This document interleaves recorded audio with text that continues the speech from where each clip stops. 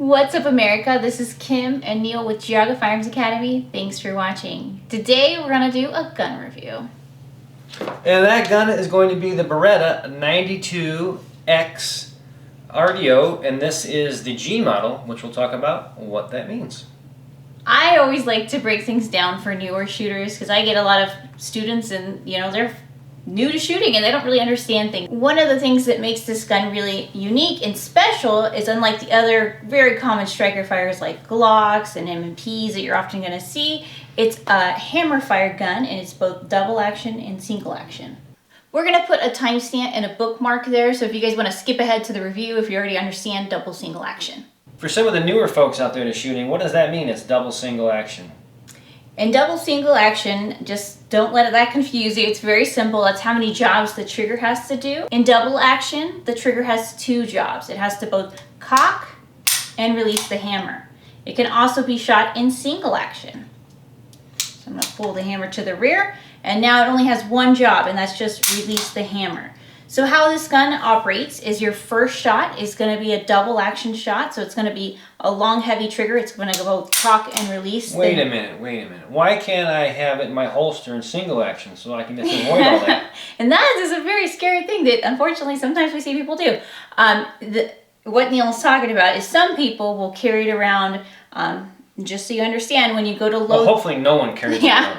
Hopefully they don't do this, and you'll learn a lesson here.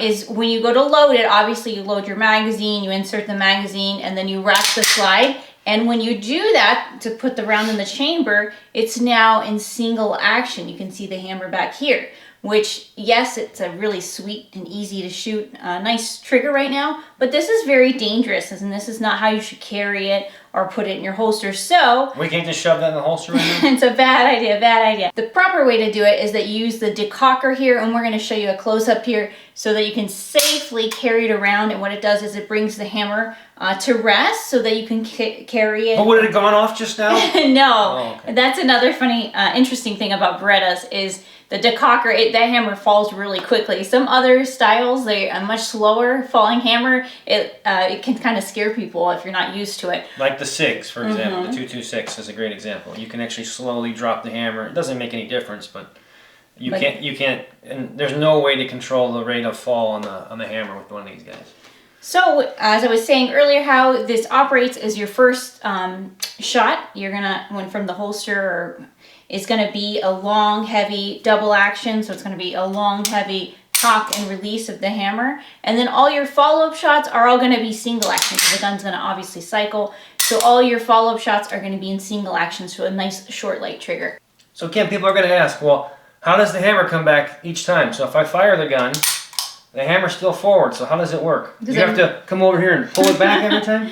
That's a negative. As you're shooting, because I am dry fire, so there's nothing, the gun's not actually operating, the slide normally, if I was live fire, would be moving back and forth as you shoot. So that's why your first shot is double action. All your follow-up shots are single action because the slide brings it back to the rear. So that's a quick little overview of a double single hammer-fired pistol if you're not familiar with it. If you are, obviously you skip through this anyway and you don't know. And so on to the review. Use a decocker. Okay guys, we're going to go over the review here. Obviously we're not big unboxers, you guys know that if you watch our stuff, but this is the box. It's a plastic Beretta box, nothing fancy. Obviously your standard fare, owner's manual, junk like that. The only thing of any real importance is this additional grip, and Kim's going to tell you why that's important and why you got it in the box. One of the things I had issues with before when we used our friend's Beretta is that in double action, I had the hardest time shooting it. One of my biggest issues is I really had to change my grip and break my perfect grip so that I could reach the trigger.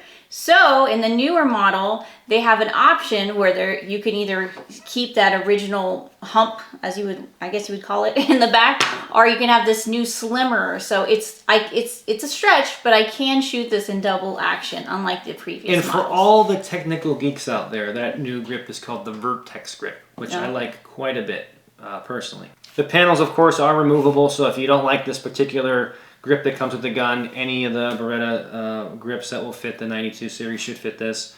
So there's a lot of aftermarket support for that. Take those screws out, fix it, or use this one or any version of it. I will say that on both of these, the grip feels very sticky. It's like if you're a fan of the Wouldn't you say the Smith & Wesson Yeah. kind of has that feel? It has a very aggressive, sticky feeling to it, and I really do like both of them on that. Let's talk about some other changes. They have extended the magazine release, so it's very easy to release the magazine. It's also beveled, so it has a nice little texture to it. There's also a light rail here.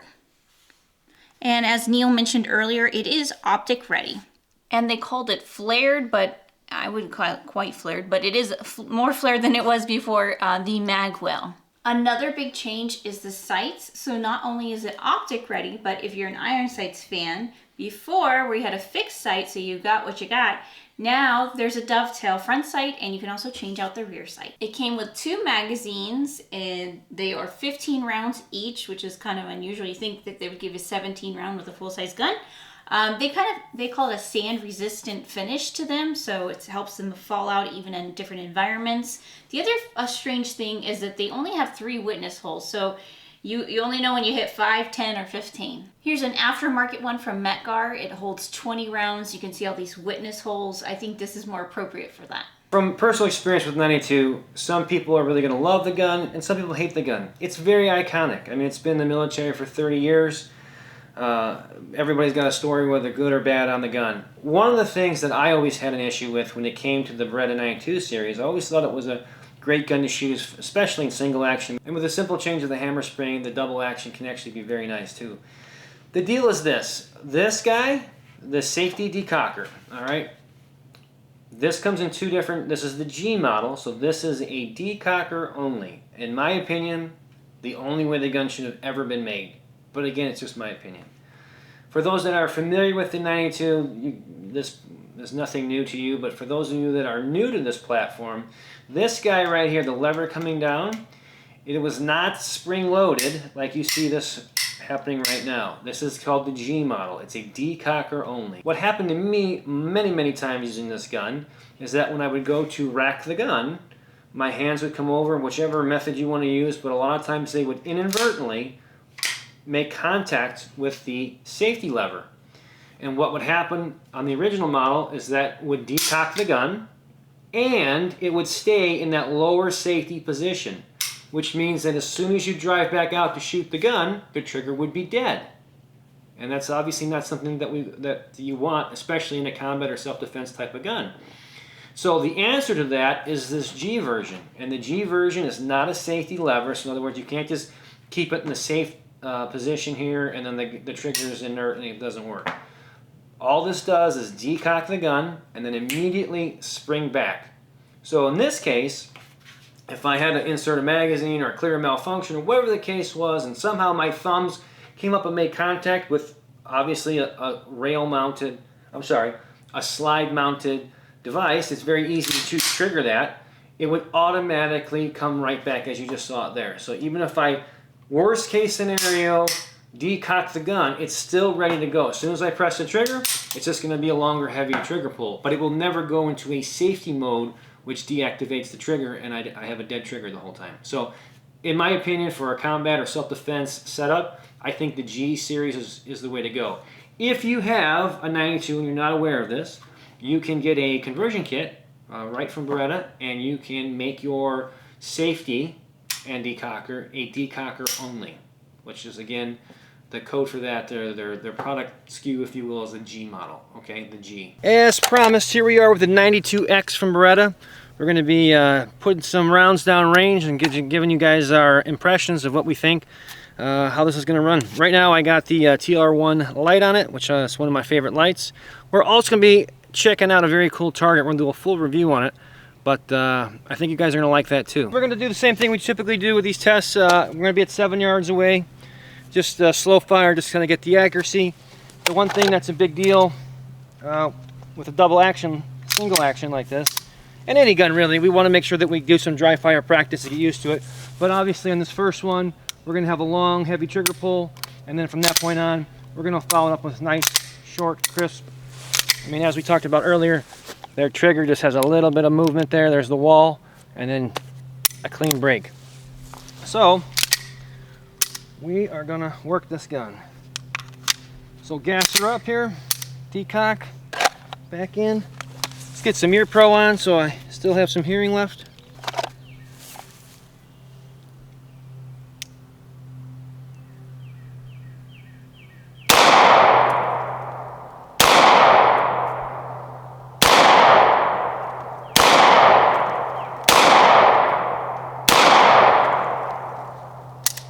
So I pulled one there, but come on, let's go take a look.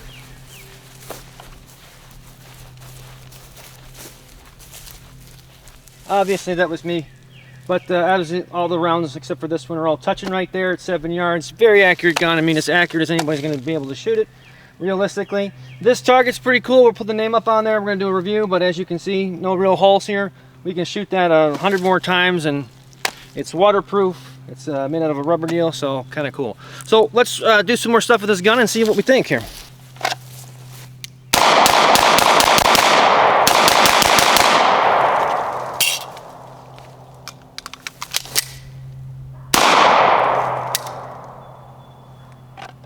I don't have my typical mag pouch on today, but we're gonna just we're gonna work a little reload real quick here. See how that goes.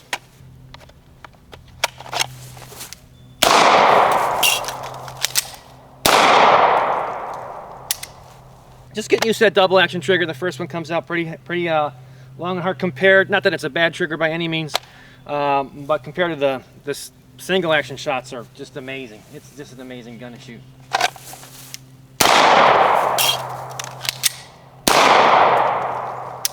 The one thing I will say right off the rip is the mag well, although they claim it's flared in their materials, it's actually kind of hard to hit, to be honest with you, under pressure. I wish it was just a little more flared, a little bit more, have a little bit better ability to get that mag in there under speed. There's probably aftermarket mag wells that you can fit to this. I don't know, I haven't really looked into it so far. But that's the only, I can't really say complaint, but the one thing that if I could make it better, I'd flare that mag well a bit more, make it come out a little bit further from the very bottom there. Again, another test that I always do, not that I expect the gun to fail or anything like that, but I like to take a spent casing. Again, that was kind of the pro tip. Anytime I do a review on the guns, I throw it somewhere in an order of rounds here. So basically I'm just going to run it until we get to that situation, which is obviously going to cause a malfunction for us, and then we're going to work through it, see how it goes.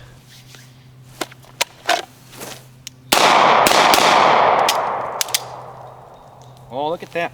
So one thing interesting to note, this is in regards to the design of the Beretta 92, and pretty much all 92s, is that when I go to put a spent casing in a polymer striker fire gun, because of the feed ramp configuration, even though it's spent, it would still allow the casing to get up into the chamber more, and then the extractor is able to grab it. But because of the design, let me slide this back. So when I put that in there, because of the design of the feed ramp, it creates a wall. So I'll show you on camera what happens. And so there's no way for the extractor to ever really grab onto the round. I'm trying to do this safely. See? And there you finally caught it there. One advantage though of having a double action is that I do have a second strike capability. So for example, if I came out of the holster and I'm hoping for a bang and I get a click, I could, without doing anything else, just press again. Provided that there's actually a round in there with a semi-bad primer. You know, of all the rounds that never went bang and I put back in the gun, probably 98% fired on the second strike. So again, is that really going to matter unless you train specifically to this platform where you're used to doing that double strike? Probably not, because I would never do it. Instinctively, I'm going to go to a tap, rack, bang drill. Again, so I would come out, doesn't go bang, tap, rack, and then follow up. The one thing I like about the G-style setup of this gun is that if it was in the cock position and I go to decock the gun and then holster it, and for whatever reason, you know, the bad guy comes out of a doorway that I didn't see and I had a fire right now, this would typically be down in the fixed safe position, and if I press the trigger, nothing would happen. But since this one automatically pops back up, if I had to take that emergency shot, I could. So we'll come a little closer to the target here and I'll show you what I'm talking about. Say we're in some string of fire, obviously every time the slide comes back, it's going to put the hammer back, and then I go to decock it, and suddenly I had to shoot. So realistically, I'm here. I decock. Oh, and I had a fire. That was my last round. I had a fire, I certainly could. Again, the biggest thing that you're gonna have as far as using this particular gun in general, if you're not a 92 fan already, is just getting used to that double action trigger pull to single.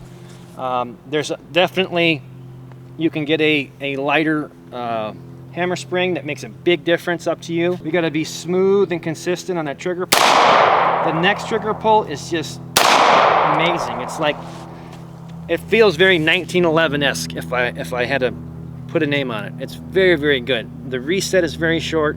As far as the single action, it is amazing. You got him?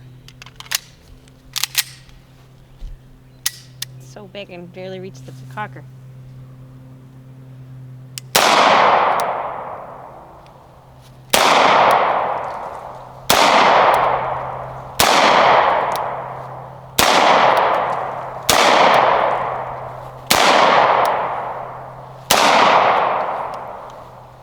Wow, that double action was so hard. I had to really extend my finger, and I shot terribly, but the follow-up shots are amazing. So you can see my nice group here, and then I have one. But that first shot, that's hard. So one thing we talked about before is hand size. Obviously, again, Kim's hands are so much smaller than mine. I don't have any issues, so I will just show you guys here. When I go to decock the gun, I just press down. I don't have to change the grip. No big deal, right? So Kim, on the other hand, literally the other hand, my normal grip. I can't even reach it. I have to literally break my grip so I can come up here and decock it. So I literally have to break my grip just to decock it. So it's a beautiful gun, but definitely not for me to carry or use every day. Well, that is our 92X first impressions and review. We've got about 500 rounds to the gun total. Other than that, I really can't fault the gun saying it's an issue with a malfunction, because it's just a different design, and obviously you're not shooting flat around with a flat bullet on it, right? So that's, again, this is my thing I use with most striker fire guns, which isn't going to translate to this. You could obviously use a snap cap all day, throw it in there, get the same result. So, but other than that, that's single action. I can't say enough good things about it. It is an amazing single action trigger. The Vertex grip being that really vertical grip on it without the hump. Personally, for me, I love that. What do you think? I loved it. I mean, I like shooting it in single action. It was hard. That first shot is really difficult for me, but once you get through that, wow, those follow-up shots, they're really smooth. It really is like a 1911. And if all we did was work on this gun for the next, several months and just work the double action, single action, it'd be no big deal. But again, we're pretty much striker fire people, and so going from a striker fire to this, there is definitely a little learning curve there. But definitely a great gun if you're in the market for something like that. Absolutely. We hope you guys enjoyed this video. If you did, please give us a like, a thumbs up, a shared comment. We always love to hear from you guys. You can, of course, follow us here on YouTube. Make sure you click the bell so you get notified every time we put a video out. We put our videos on Rumble, and we are on Instagram, on Facebook, and of course, all of our premium content is on Patreon. Until next time, remember, it's always better to be judged by 12 than carried by 6.